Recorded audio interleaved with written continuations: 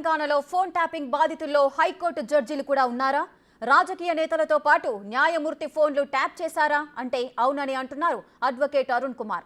Phone tapping పై సమగ్ర విచారణ జరపాలంటూ పిటిషన్ వేశారు. ప్రణీత్ రావు వ్యవహారంపై పంజాగుట్ట పిఎస్లో ఫిర్యాదు కూడా చేశానన్నారు. జడ్జిల ఫోన్లు ట్యాప్ చేయమని ఆదేశాలిచ్చిన వారి సంగతి తేల్చాలని కోరుతున్నారు.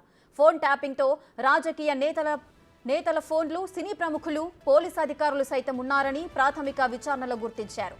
ఎవరి ఆదేశాలతో ఎవరెవరి ఫోన్లు ట్యాప్ చేశారన్న వివరాలను విచారణ బృందం రాబట్టే పనిలో ఉంది.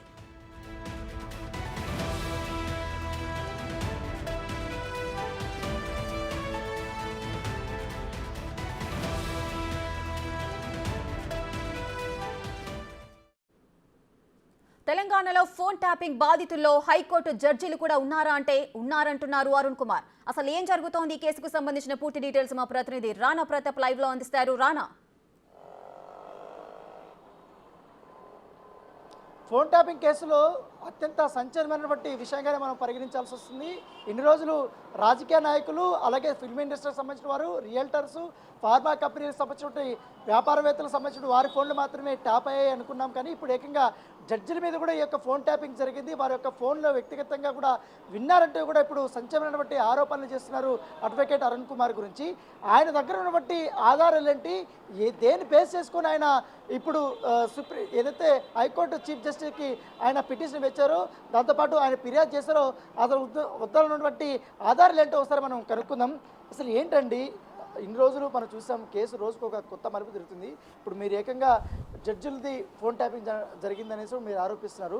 మీ దగ్గర ఉన్నటువంటి ఎవిడెన్స్ ఏంటి? నేను గతంలో గవర్నమెంట్ ప్లీడర్గా పనిచేయడం జరిగింది హైకోర్టులో. మేము ఏం మాట్లాడినా కానీ, మేము స్ట్రేంజర్లతో మాట్లాడినా కానీ మాతో పాటు పనిచేసిన వ్యక్తులు, మీరు వాళ్ళతో ఏం మాట్లాడాల్సి వచ్చేది, మీడియాతో ఎందుకు మాట్లాడతారు మీరు అని చెప్పి రిస్ట్రిక్షన్స్ విధించడం జరిగింది. అప్పుడే మాకు కొద్ది కన్ఫ్యూజన్లో ఉన్నాం. అంతకంటే ముందు స్టీఫెన్సన్ కేసులో ఈ సంతోష్ రావు అనే వ్యక్తి చాలా అతిగా వ్యవహరించడం జరిగింది. శ్రీపతి సంతోష్ ఏజీపీగా చేసిండు, జీపీగా చేసిండు, స్పెషల్ జీపీగా చేసి అడిషనల్ అడ్వకేట్ జనరల్ని చెప్పు చేతిలో పెట్టుకొని ఇష్టం వచ్చినట్టు కొంతమంది జీవితాలతో ఆడుకున్నాడు. అయితే ఇందులో సంచలనం అని నేనేం భావించట్లేదు. ఎందుకంటే వాళ్ళకి ఒక ఫోన్ నెంబర్ మాత్రమే, అది హైకోర్టు జడ్జిదా సుప్రీంకోర్టు జడ్జిదా అనేది వీళ్ళకు విచక్షణ లేనేలేదు ఈ ప్రణీత్ రావు గ్యాంగ్కు.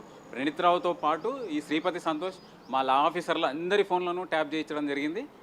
జడ్జిలే కూడా 100% జడ్జిల ఫోన్లు కూడా ట్యాప్ అయినాయి. ఎందుకంటే వీడు వాడుతున్న ఎలక్ట్రానిక్ గాడ్జెట్స్ని ఇమీడియట్గా ఫోర్త్ విత్ కన్ఫెస్కేట్ చేసి ఎగ్జామిన్ చేస్తే బయటపడుతుంది. అంతేకాని దొంగలంతా పారిపోయేంత వరకు మెయిన్ కాన్స్పిరేటర్ ముఖ్యమంత్రిగా ఉన్న చంద్రశేఖర్ రావు గారు మన కరీంనగర్ మీటింగ్లో ఏమంటారు, నేనే వచ్చి చెప్తా ఎవరెవరు